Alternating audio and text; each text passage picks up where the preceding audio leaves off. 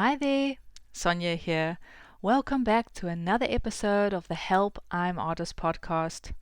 I'm so glad you could join me wherever you're listening to this podcast. Welcome.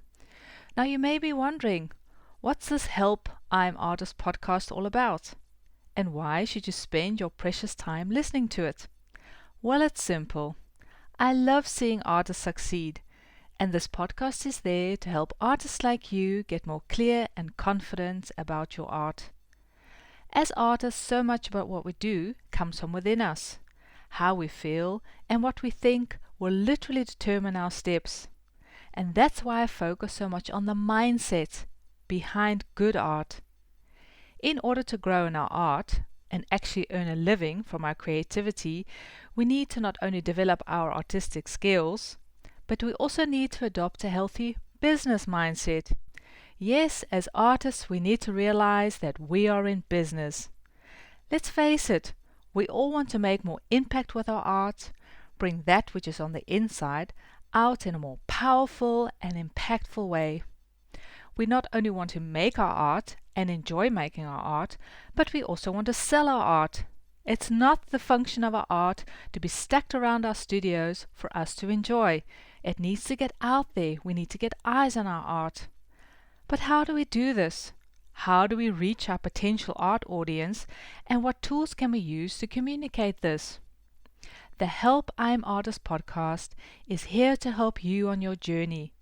Whether you're just starting out, or you've been a working artist for a while, or just maybe you're secretly thinking about seriously pursuing some form of creativity, then I hope you will be inspired to follow your creative passions and to start to take the next steps. I've just returned from an amazing trip to Cape Town, South Africa. Besides visiting my friends and family, I just love seeing the artists of South Africa find their voices and contributing to the discussions and offering insights into the sometimes complex problems facing my beautiful homeland. My trip coincided with the annual Cape Town Art Fair, which, and I quote the brochure, is an art fair that provides a platform for the more diverse voices of the African continent, and where the rapidly growing African art market and the international art market meets. As I walked through the doors and onto the floors of the fair, I felt inspired and hopeful that as long as the African artists keep creating and contributing to the conversation involving the African continent, Africa was going to be okay. At a panel discussion about art and philanthropy, I was introduced to some interesting people. I'll share more about this inspiring discussion about art and finding funds in a later podcast, but what springs to mind in the light of this podcast was an artist called Benele Koza, who represented the voice of the artist during the discussion. Benele is a young artist born in Swaziland, but now lives in South Africa, and it didn't take him very long to stand out and to get noticed. Even during his studies, he got quite the attention. He attributes his early success to the fact that he was very active on social media. Social media allowed him to find his tribe and his followers. It helped them understand his art. He has since won 2 major art competitions, which gave him the chance to spend a few months working and painting in Paris. Benele's story proves once again that artists simply can't ignore social media, and there are great opportunities if you use it effectively and consistently. You may not get the rapid exposure that Benele enjoyed, but if you learn to make posting part of your artist routine and do this with purpose and intention, you too will grow your audience over time. Not only grow in the numbers, but also in the quality and with the engagement with your audience. In this episode, I will share 10 tips artists can do to use social media to get more eyes on your art. And let's face it, that's what we want. We want to get more eyes on our art. And if you're at the gym or driving or creating in your studio, don't worry about taking notes. I've got you covered. You can head over to my website where you'll find extensive notes about this episode. So here we go. Number 1. Social media will be the most effective if you first determine the goal of your social media. Why are you posting? Is it because everyone is posting? or you feel ashamed, or you feel guilty about not posting, or whether you just want to share a happy and a nice moment. What is the goal of your social media posting? When you are clear about your goal and what you want to achieve through the social media platforms, you can get really intentional and strategic. This takes away the guessing and gives you a clear idea of why and what you are posting. So give it some thought. What is the goal of your social media posting? Is it because you want to share the process behind your art? Or you want to connect more with your potential art buyers? Or do you want to showcase your latest works? Whatever it is, whatever the purpose is, make sure you're clear so that you can be intentional about your posting. Number 2, choose a social media platform that suits you, that suits your needs. You have to remember that every social media platform has its own purpose and its own function. Do some testing. Try and find a media platform that's the most effective for your art and for your art audience. Because there are really a lot of fun and effective platforms out there, it may be tempting to be active on all of them. But please don't complicate your life.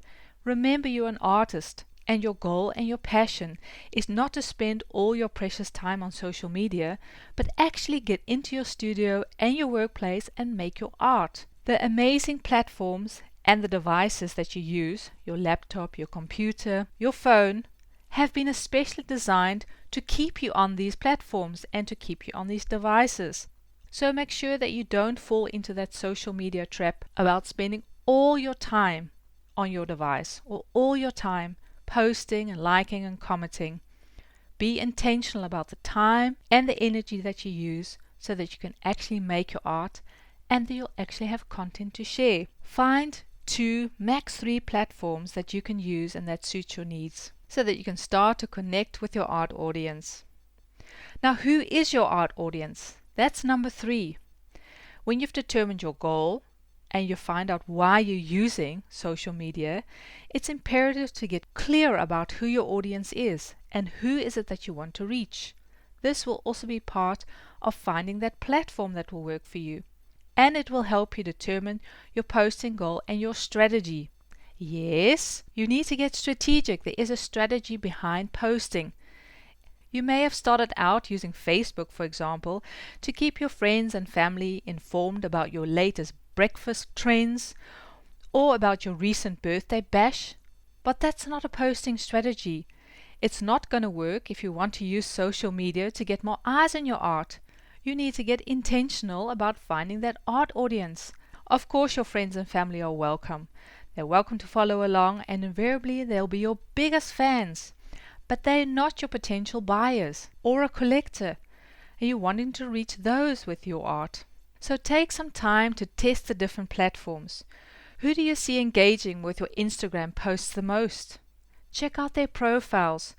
What posts are getting the most engagement on Facebook? Find out why. Do a little analytical thinking. Why are people engaging with certain posts the more? Is it the videos? Is it certain posts about working behind the scenes? What posts are getting most engagement? These valuable insights will help you get a better idea of the people that are following you. And of course, you can curate your content accordingly. You can of course also turn it around. When you have a good think about your art and who it is for, where do you see your art hanging? What clients will be interested in your art? Does your art lend itself for the more corporate client or for a local art collector? Or is your art appealing to the online art shopper? And what price range are you targeting? Is it a low, middle, or high range client that you're looking for? Or in what genre are you wanting to sell and promote your art? All these factors will determine your art audience and in turn will determine your social media posting. A quick side tip. If you haven't done so already, change your social media accounts from a regular account to a business account.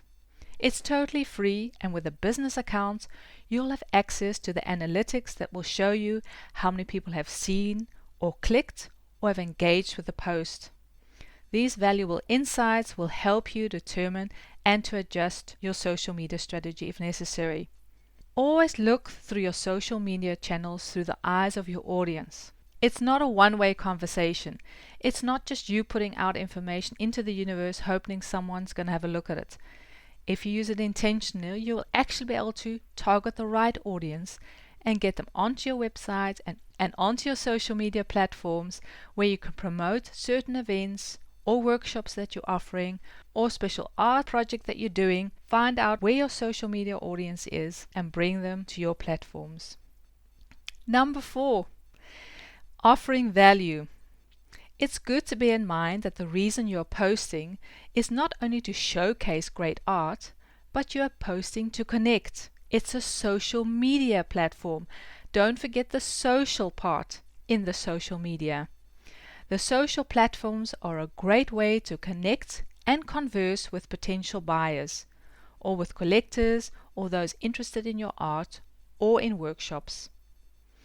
When you post, and you've given it some thought, you can start to offer people value. An image or a video or the words that you use can inspire and enrich another person's life. Don't try and sell your art in every post. This can be super irritating and become quite tiresome. Just put yourself in your viewer's shoes. How would you feel that in every post they're trying to sell something to you? It'll be a total turn-off. So change your content, curate it, be very sensitive to what you're posting, when, where, and why. Make it interesting and inspiring for people. Before a potential buyer whips out their credit card to purchase one of your pieces, they first need to have the idea that they know you. When they have more of an idea of who you are and what you do and why you create your art, it will create trust.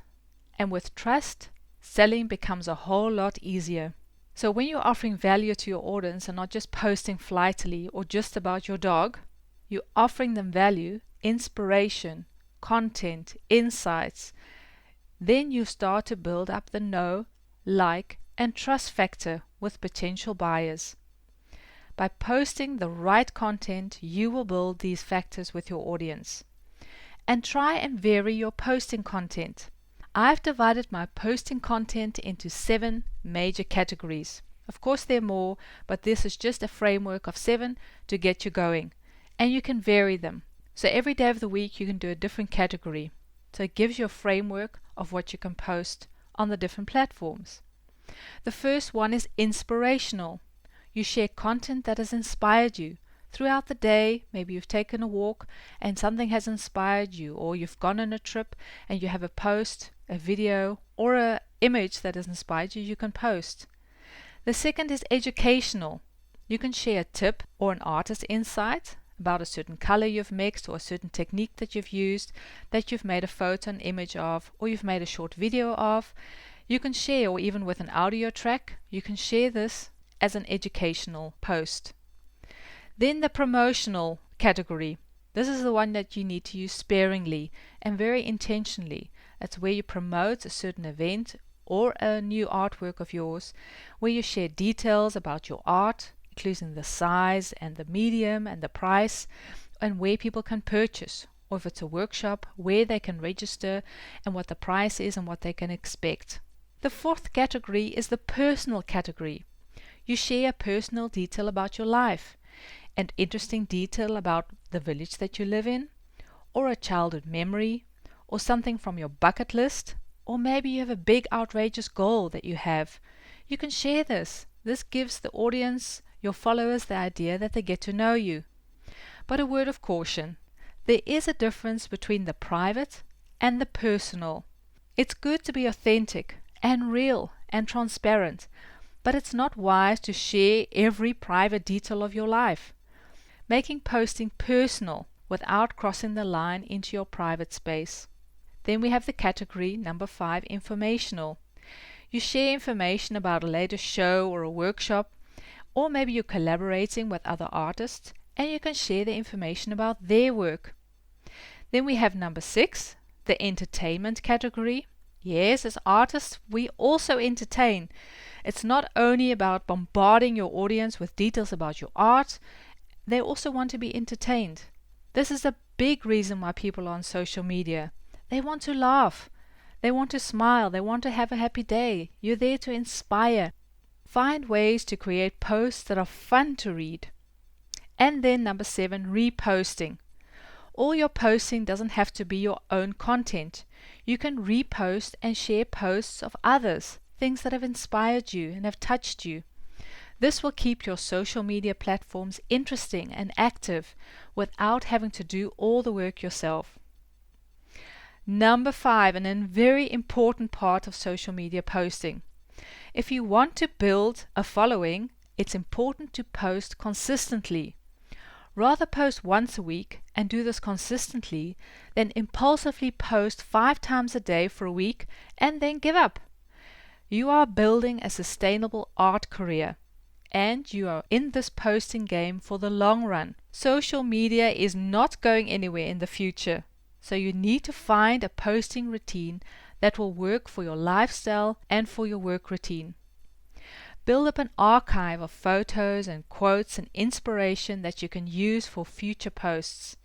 Make this part of your routine. Make it a habit, and then over time your posting will become second nature. Number 6, don't fixate about the numbers. When it comes to building an online audience through social media, you need to focus on the quality, not the quantity. Sure, it's great to see that follower amounts go up. It's great when you get traction and people know where to find you. But don't waste all your time counting your likes and your comments and your posts. And definitely don't let the numbers be a gauge of your own value or of your art. If you post consistently, offering value and inspiration, your following will grow. I guarantee it. It may take some time, but if you don't give up, it will pay off and you will start to see results. Now, a little side note. Sometimes social media can be far from social, and people feel they are entitled to write whatever springs to mind. Learn to grow a thick yet loving skin and ignore all the comments or reactions that may feel hurtful or offensive. Focus on the positive and choose the battles that are worth your time and your energy. Number 7, engage, engage, engage. I see so many artists just posting into the universe. They offer great value and they post good content, but they don't engage with their audience.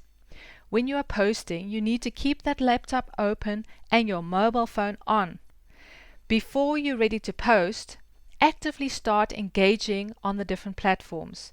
Like and comment and share about the content that you see that inspires you. This gets your feed active. Once you've posted, you've given your post some thought and then you've posted it online, stay active for at least 15 minutes so that you can respond to the comments and the reactions of the people that are active and are online at that moment.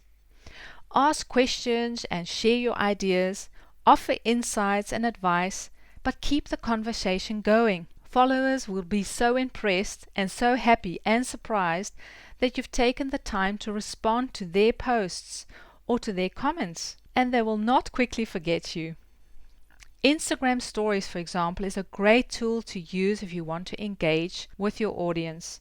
You can use the stickers and the hashtags and the location and the mentions, which gives you the possibility to really be specific and intentional and relational with those active online. The posts are active for 24 hours, and if you don't add them to your highlight reel, they will disappear from the web, which is especially handy if you're having a bad hair day.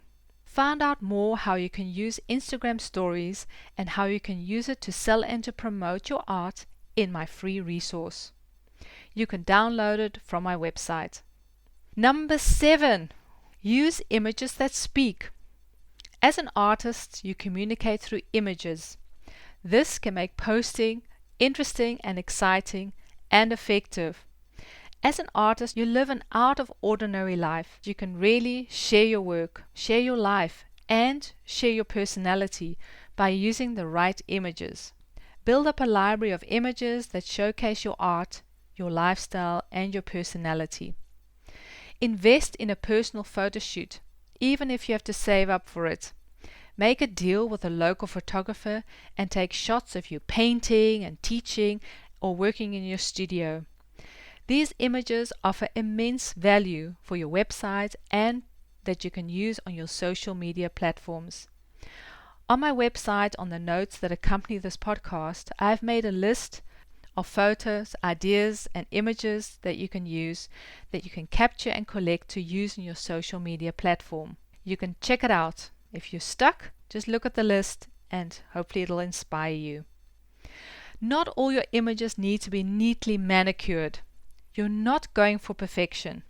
You're not showing a perfect life in a perfect studio. You need to get real and authentic, sometimes aspirational. Celebrate the progress, not the perfection. Don't let the need to be perfect keep you from actively using and engaging on social media. Be real. Be yourself. If you're taking photos in a group or at a workshop, make sure that you notify the people that you're taking photos and that you'll be using the images on your social media platforms. I find in general that people really don't mind if you take photos, but it's just good manners to ask people, because some people just don't want to appear on your Insta feed. Number 8. Besides using the right, carefully curated images, finding the right words for your posts can add or even distract from the effectiveness of your posting. There are several places within your posting that you need to add words. For example, your profile. Write clear, concise, and inspiring profile descriptions. Make it personal, insightful, and engaging. Search online for profiles that inspire you and that you like, and use this as inspiration for your own profile. You can even choose to use emojis to illustrate a point and to attract more attention to your profiles. Remember, people don't read online anymore, they glance. So finding and using the right words will help you go a long way. The second place where you find words is in the description, of course, of your post. When you add a description to your social media posts, always start with a sentence with a hook. The hook is a few enticing words that will draw in your reader. Don't just say, painting on easel. Make the words that you use enticing to help people read further. Each word needs to trigger the reader to want to read the next word. You don't need to be the New York Times best-selling author to do this. Just be aware of the words that you use. If you come across other posts or interesting sentences and words in a book, for example, or that you find online, just jot them down in a Google Doc or in your notes on your smartphone. Write short sentences and add spaces between each sentence.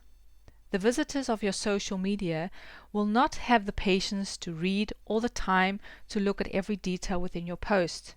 People are scanning, they're not reading. If you add a space between the sentences, they will at least have the opportunity to see the words of each paragraph. So even if they're not reading, they're getting the gist of your story or your post. It's getting more and more acceptable to post longer descriptions. If you have an engaged, active audience, you can offer them value which they are likely to read. You can use your description of your new post as a mini blog, giving readers fresh insights and inspiration right there in your post description. Now let's talk hashtags. These little powerful words are filters that will help specific audiences find you and your art. In Instagram, for example, you can use up to 30 hashtags per post on your feed. Do some research to find hashtags that will help you reach your target audience to your profile, to your social media platform. So use these hashtags wisely. Find hashtags that are at least 10,000 and under, and preferably lower, because there's a noise out there. There are so many hashtag users out there that you want to be able to be found in the filter. So the lower the hashtag amount, and that you can see when you put in, for Instagram, for example, you put hashtag on my easel, you'll see that there are millions of posts using that hashtag. But if you find maybe another hashtag, on my easel today, there are far fewer users of this hashtag. So do some research and find hashtags that do not have too many hits and use these to bring people to your posts. Then use the location. Always use the location options. You never know when someone local is searching for a workshop or for some artwork to hang on their walls, and they may happen to stumble across your post within your location. The mention option. Use the mention option when you're collaborating or using an interesting supplier, for example, or collaborating with other artists. They will receive a notification and will be grateful and possibly share your posts on their feed. And then finally, when it comes to words, using tags. Add tags to people that are in the photos, in the pictures. This will alert that person that they are featured within a post and they can share it on their platforms. Number 9, we're nearly there. Using the link options. I always love getting letters in the mail, but getting letters and postcards is getting more and more rare these days. Just this Christmas, I counted a total of 3 Christmas cards I received, and the rest of the best wishes were all digital, through WhatsApp or Messenger or DM on my Instagram. Talking about DMs, you can add active links in DMs. Actually, there are 3 places, for example on Instagram, that you can add an active link. This is a link to a website or specific page, landing page, where you want to highlight a certain event or your new art, or maybe you're selling it on an external website. Add links. You can add a link on your Insta profile, for example, or on your description of your IGTV, that's Instagram TV. There's a possibility to add a link. So this is something that people can click on. People love clicking on links. I don't know about you, but if you see something blue and it's active and there's a little handy on it, you want to click on it. So use the opportunities to add active links. So in the profile, in the description of IGTV if you use it, or in a DM, or in a private message on Facebook. You can just copy paste your active link and send a DM or a messenger message to your audience. And this is something they'll get a notification. It'll be active on their smartphones and they're likely to click on it. So that's a great tool to use within your social media platforms. Okay, the final tip. Going live. It's number 10. The live option on the different social media platforms are a powerful way to get the attention of your audience. Platforms like Facebook and Instagram really reward live broadcasters, and your posting is likely to be seen by more people. It may take some time getting used to that live option and embracing live broadcasting, but it really will help you start to connect with your audience like never before. You can hit that live button when you're working on an art piece, or you're visiting a new exhibition or museum, or you're just walking down the road and you feel the nudge to share something. I know it'll take some practice speaking into your smartphone and you have the idea that everyone is looking at you, or into the camera of your computer, but once you get the hang of it, I know you're gonna love it. The live option is an active, dynamic way to connect with your art audience. And that's why we're posting. We want to connect with our audience. So there you have it. 10 tips how you can use social media to help you get more eyes on your art. At the start of the episode, I mentioned my visit to Cape Town and the art fair. And besides feeling inspired and hopeful, I loved the general attitude. Actually, I see every time when I visit South Africa that people are so open and ready to help you and share their network. Without holding back or any reservation, they whip out their cell phones and they share numbers and contacts and tips. It really is wonderful to see that people are so open and ready to share and to connect. And this is something we really can learn from in Northern Europe. As artists, we need to help one another. We need to become each other's cheerleaders. We need to be the biggest patrons of the arts, encouraging other artists by buying their work, or about sharing and liking and commenting on their work on social media. And I'm sure this is going to have a ripple effect and will be infectious to others. As artists, we know more than anybody else what it's like to struggle and possibly even suffer to make our art. We are not in competition with each other as artists. My challenge to you this week is to sit down and find 3 artists that you can encourage. Share, like, and comment on their art and send those good vibes into the universe. Because what goes around comes around. Also for you and your art. As I mentioned, this episode comes with a special resource: how using Instagram stories can help you promote and sell your art. This special and free resource is there for you to download. You can download it on www.sonjasmilehere.com/story. Then in closing, I have some exciting news. I still have some seats for my live online training I'll be giving on the 25th of February at 7 p.m. Dutch time. It's an interactive workshop to help artists craft an artist website that works. Maybe you want to start a website, but you don't know where to start.